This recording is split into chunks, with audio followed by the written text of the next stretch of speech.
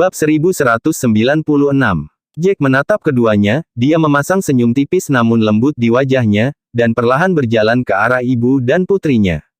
Ketika keduanya melihat Jack berjalan ke arah mereka, hati mereka melompat ke tenggorokan mereka.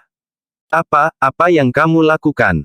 Wanita parubaya itu mengatupkan giginya, tubuhnya secara naluriah bergerak mendekati putrinya, berusaha melindunginya dari Jack.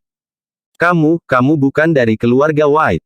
Siapa kamu? Apa yang kamu inginkan dari kami? Wanita muda itu bertanya dengan suara gemetar. Selama kamu melepaskan mama, aku rela, tambahnya. Wanita muda itu mengencangkan otot rahangnya dan melamar. Jack dibuat terdiam. Dia sudah mengumumkan kepada kelompok bahwa dia berasal dari keluarga White, bagaimana mungkin kedua orang ini masih berpikir bahwa dia adalah salah satu dari orang-orang jahat itu? Jangan khawatir, aku bukan orang jahat. Jack tertawa pahit, mencoba menjelaskan dirinya sendiri. Brad, apa yang telah kamu lakukan pada kedua wanita di sana? Hal yang di luar dugaan Jack adalah bahwa suara pertempuran itu telah menarik tiga pria dari desa yang sedang berjalan-jalan di dekatnya. Ketika ketiganya mendengar suara swoshes dan woshes yang keras, mereka bergegas menuju suara itu. Tepat setelah mereka tiba di tempat kejadian, mereka melihat Jack berjalan ke arah dua wanita di tanah. Salah satu dari ketiganya, pria parubaya, segera berteriak pada Jack dengan marah. Ini Bulan dan Bibi Tulipa. Pemuda dari ketiganya memperhatikan bahwa Jack masih memegang pedang di tangannya, dia kemudian dengan cepat membalik telapak tangannya untuk mengeluarkan pedangnya. Dia mengarahkannya ke Jack dan mendesis, Brad, kami dari keluarga White. Beraninya kamu menyerang mereka, apakah kamu menggali kuburanmu sendiri? Jack terikat lidah dalam hati, dia tidak tahu apakah harus tertawa atau menangis saat ini. Kamu salah paham, aku menyelamatkan mereka. Jika bukan karena aku, mereka pasti sudah dibawa pergi oleh orang-orang ini di tanah sekarang. Jack menjelaskan, tersenyum pahit. Benarkah itu? Pria muda itu menoleh ke Bulan dan Tulipa di tanah, bertanya dengan nada ragu. Kakak Troy, memang pemuda inilah yang membunuh mereka dan menyelamatkan kita barusan. Tapi, pria ini mengatakan dia berasal dari keluarga White kita, tapi dia memiliki kekuatan tingkat dewa sejati. Bagaimana mungkin dia berasal dari White keluarga? Setelah Moon White memikirkan seluruh situasi, dia kemudian menatap Jack lagi dan berkata dengan suara skeptis, aku tidak yakin apa sebenarnya tujuannya di sini. Dua pria lainnya, di sisi lain, dengan hati-hati mendekati keduanya dan membantu mereka berdiri. Oh, aku benar-benar dari keluarga White. Kepala keluargamu seharusnya bisa mengenaliku begitu dia melihatku. Jack terkekeh dan menjelaskan. Tuan muda Jack, pada saat ini, secara kebetulan, beberapa orang lagi datang ke tempat kejadian, dan salah satu dari mereka, seorang pria besar, bersemangat setelah melihat Jack. Pria besar itu segera berlari dan menjabat tangan Jack. Hei, Tuan muda Jack, saya pikir Anda hanya akan datang besok dan tidak menyangka Anda akan tiba di sini hari ini. Anda cepat. Haha, Tuan Mason, untungnya, saya tiba di sini lebih awal dari yang diperkirakan, dan kebetulan bertemu dengan bajingan-bajingan ini yang mencoba menculik mereka berdua dan menajiskannya. Mereka akan mendapat masalah jika saya datang besok. Jack tertawa terbahak-bahak dan mengulurkan tangannya untuk menepuk bahu Mason. Tuan muda Jack, dia yang disebut Tuan muda dari keluarga kulit White utama. Bab 1197. Baru kemudian orang banyak bereaksi. Kebingungan, keterkejutan, dan keterkejutan tertulis di wajah mereka. Tampaknya pria ini benar-benar seorang White. Dia pewaris kepala keluarga. Moon tersentak saat dia berkata, matanya melebar sebesar piring dan bibirnya terbuka lebar. Setelah beberapa detik, ketika kesadaran muncul di benaknya, dia berlutut di depan Jack dan berkata, terima kasih telah menyelamatkan hidup kami, Tuan muda Jack. Jika bukan karena Anda, saya dan mama saya akan. Iya, terima kasih banyak, Tuan muda Jack. Wanita parubaya itu menjatuhkan diri ke tanah dengan berlutut. Matanya berkaca-kaca dan suaranya bergetar. Kami belum pernah bertemu Tuan muda dari keluarga utama kulit White, jadi kami pikir Anda bukan dari keluarga kulit White. Kami salah memahami identitas Anda, Tuan. Mohon maafkan kami. Tolong bangun. Bagaimana aku bisa menyalahkanmu ketika aku tahu itu semua salah paham? Pasti aku akan memaafkanmu. Jack mendekati keduanya, membalik telapak tangannya, dan dua pil penyembuhan muncul di tangannya. Dia menyerahkan pil kepada keduanya dan berkata, kalian berdua, ambil masing-masing satu. Cepat dan telan. Ini untuk lukamu. Ini, aku, bagaimana kami bisa menerima harta sebesar itu darimu, Tuan Muda Jack? Moon menunduk, agak malu dengan perilakunya terhadap Jack beberapa saat yang lalu. Dia berpikir bahwa Jack tidak berbeda dari kelompok sebelumnya, bahwa dia ada di sini untuk mengambil keuntungan dari mereka. Apa yang membuatnya lebih malu adalah bahwa Jack tidak hanya memaafkan mereka, tetapi juga menawarkan mereka pil penyembuhan untuk luka-luka mereka. Dia benar, Tuan Muda Jack. Kami tidak pantas mendapatkannya. Anda menyelamatkan hidup kami bahkan tidak tahu bagaimana membalas kebaikan Anda yang luar biasa. Wanita parubaya itu panik dan dengan cepat menolak kebaikan Jack terhadap mereka. Dia agak tersanjung dengan sikap ramahnya. Jack sedikit bingung dengan perilaku mereka. Di masa lalu, ketika Penatua ketiga dan anak buahnya datang untuk mengumpulkan sumber daya bela diri dan persembahan dari keluarga cabang, mereka pasti telah menunjukkan diri mereka dalam posisi yang tinggi dan maha kuasa. Lebih buruk lagi, mereka bisa menggertak orang-orang ini dari keluarga cabang. Karena itu, orang-orang dari keluarga cabang, masing-masing dari mereka patuh ketika mereka bertemu dengan orang-orang dari keluarga utama. Terlebih lagi, status dan posisi Jack jauh lebih tinggi dan lebih mulia daripada Penatua ketiga dan anak buahnya, yang akan menjadi kepala keluarga berikutnya. Jika orang seperti itu menawari mereka pil penyembuhan, itu secara alami akan membuat mereka merasa takut dan tidak aman.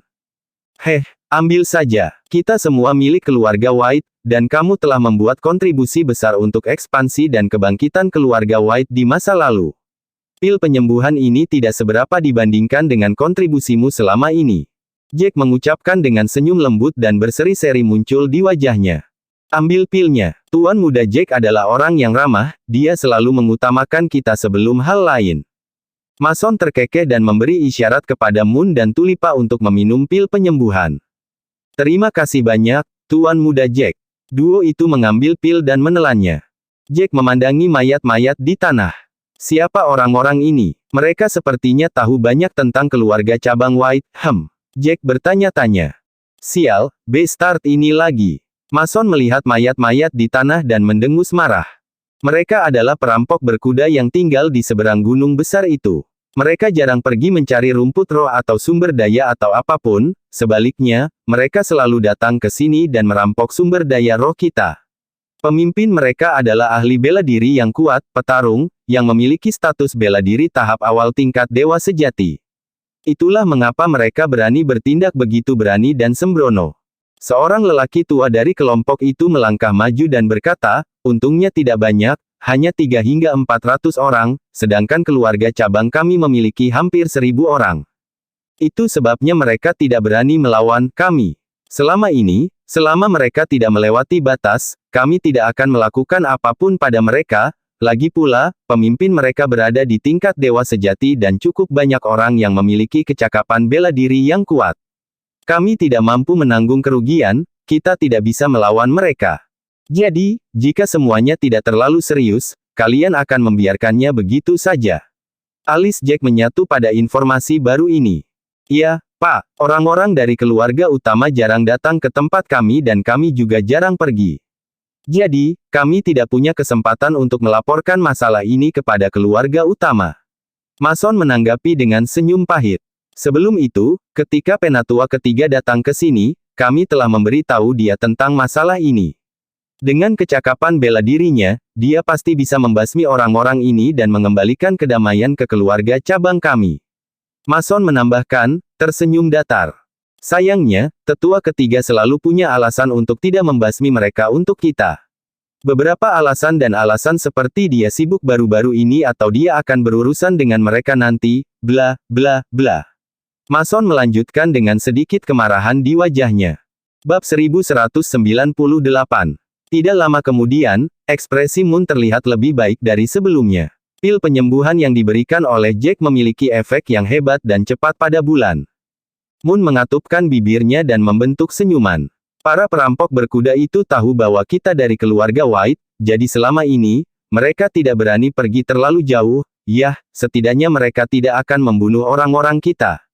Tapi hari ini, melihat situasinya, Patronum Lanih tampak seperti dia ingin membunuhku dan ibuku. Jack mengangguk dan berkata, kamu benar. Karena mereka mengejar kecantikanmu, setelah mereka melanggarmu, mereka pasti akan membunuhmu dan menghancurkan tubuhmu. Pada saat itu, orang-orang kami tidak akan tahu apakah kamu masih hidup atau bahkan kami tidak akan tahu bagaimana Anda mati, dan pihak lain secara alami tidak akan mengakui perbuatan itu. Tinju Jack mengepal erat saat dia memikirkan kemungkinan besar hasil dari episode tersebut.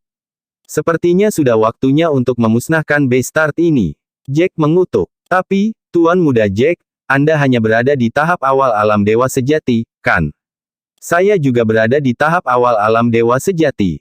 Bahkan jika kita bergabung bersama, saya khawatir kerugian akan tetap besar. Saya tidak memiliki banyak kepercayaan tentang masalah ini.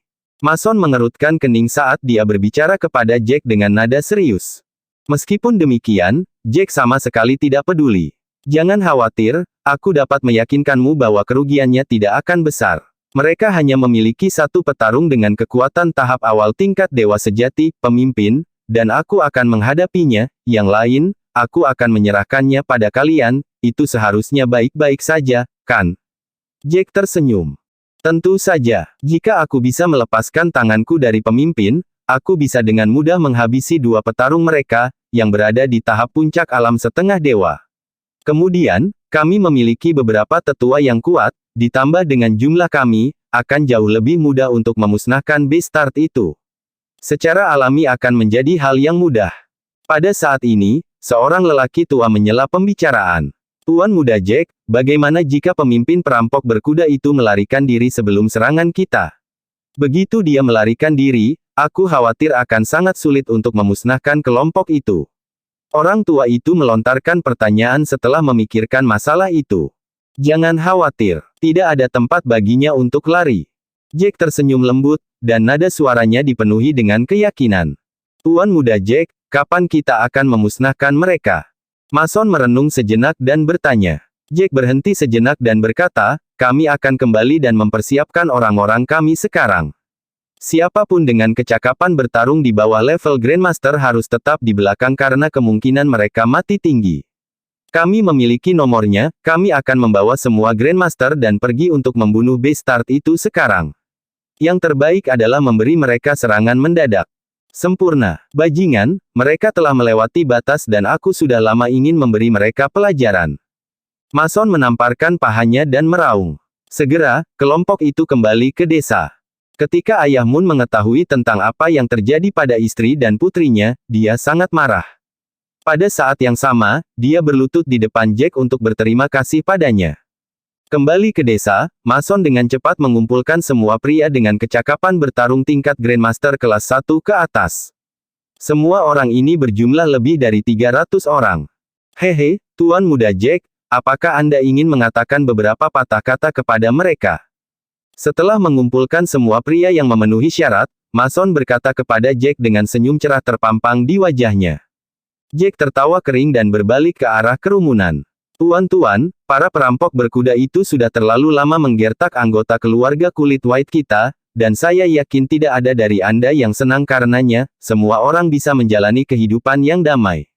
Saya tidak punya apa-apa lagi untuk dikatakan, ingatlah untuk tidak membiarkan mereka pergi. Ingat, jangan ada nyawa yang tersisa.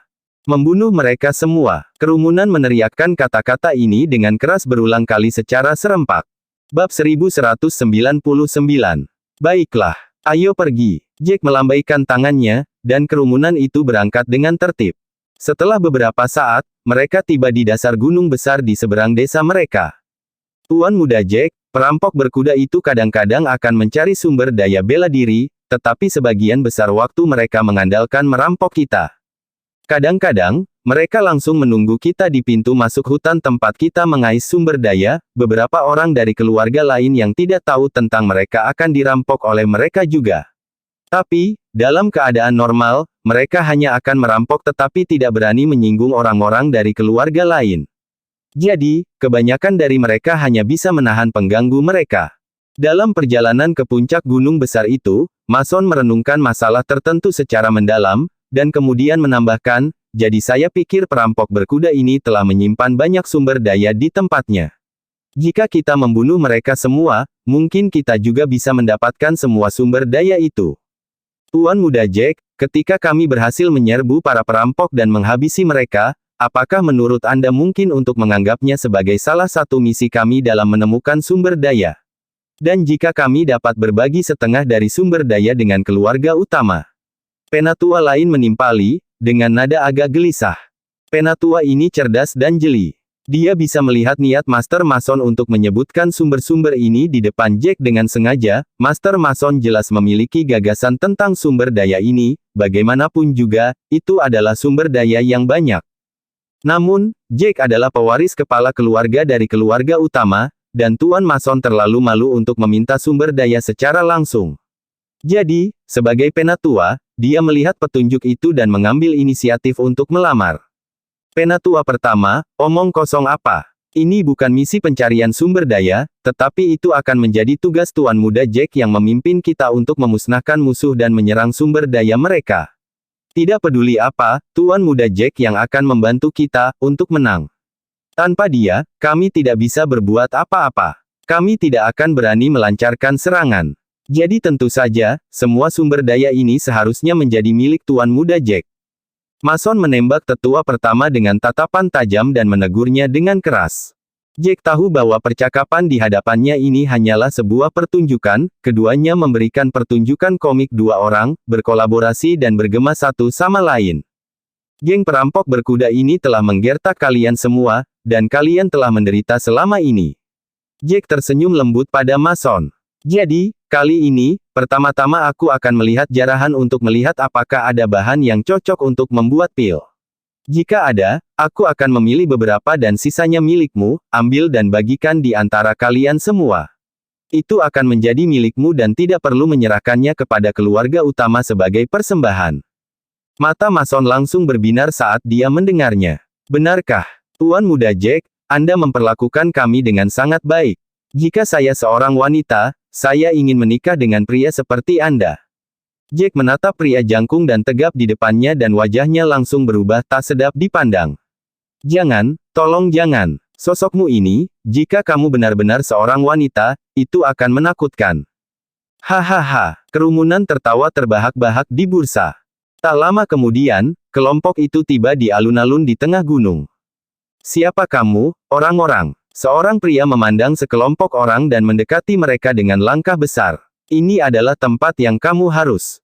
Kalimat itu berhenti di tengah jalan. Bila angin yang bagus menebas pria itu dalam sedetik. Jack membunuh pria itu, dia dan pedang adalah pelakunya. Aura pedang lain ditembakkan, dan sebuah rumah di depan Jack terbelah dua. Kekuatan dan kekuatan sapuan aura pedang itu menakutkan seolah-olah malaikat maut itu ada di sana. Dalam 1 menit, banyak orang bergegas keluar dari arah yang berbeda dan berkumpul di alun-alun. Bab 1200. Di dalam adop, seorang pria parubaya meneteskan air liur di atas seorang wanita muda yang diikat di tempat tidur dan terluka. Tenggorokannya tercekat, pada saat yang sama, bergerak dengan kuat untuk menelan air liur. Kau seorang wanita muda yang menakjubkan, bukan? Pria parubaya itu menggosok tangannya saat dia mendekati tempat tidur dengan seringai jahat di wajahnya. Kecantikan kecilku, aku adalah kepala Windfall Pavilion. Jika kamu menjadi wanitaku, lakukan apa yang diperintahkan dan layani aku dengan baik, kamu akan menjadi istri dari kepala Windfall Pavilion. Wanita muda itu menatap pihak lain dengan kebencian dan kebencian.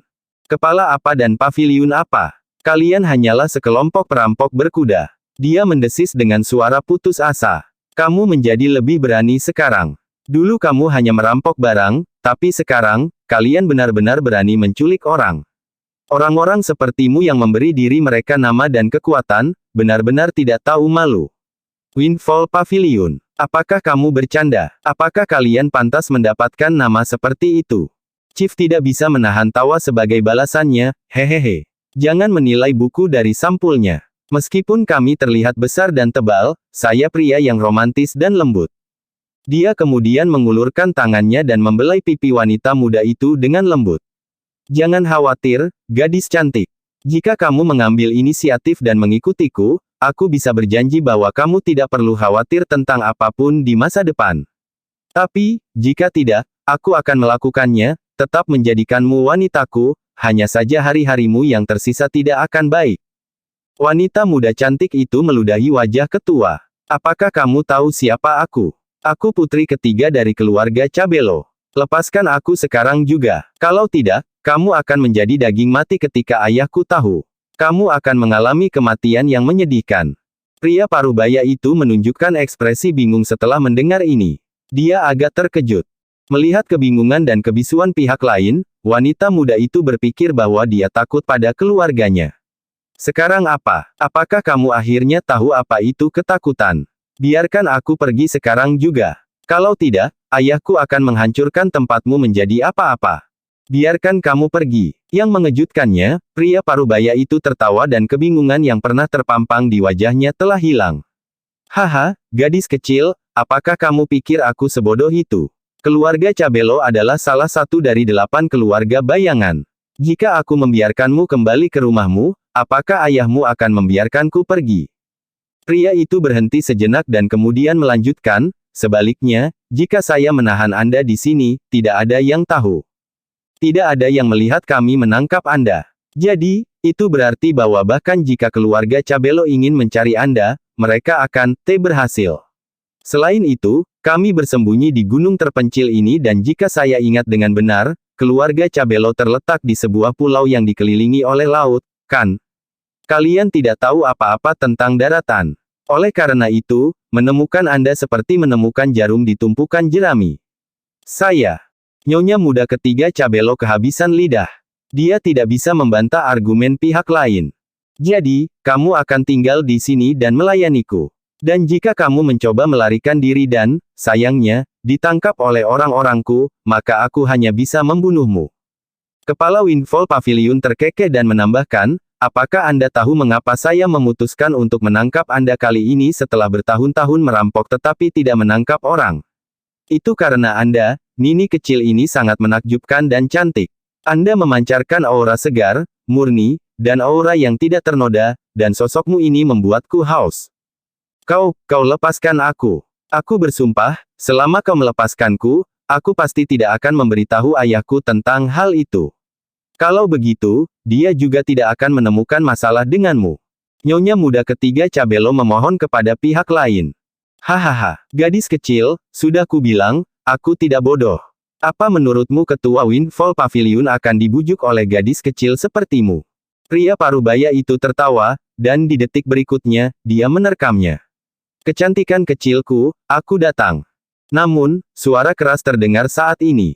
Rumah di sebelahnya terbelah dua. Apa yang sedang terjadi? Pria parubaya itu segera melompat dari tempat tidur dan menatap wanita di tempat tidur. Kecantikan kecilku, tunggu aku di sini. Aku akan segera kembali. Dia berkata dengan nada enggan. Kepala Windfall Pavilion membuka pintu adop dan bergegas keluar dengan kecepatan kilat. Bersambung.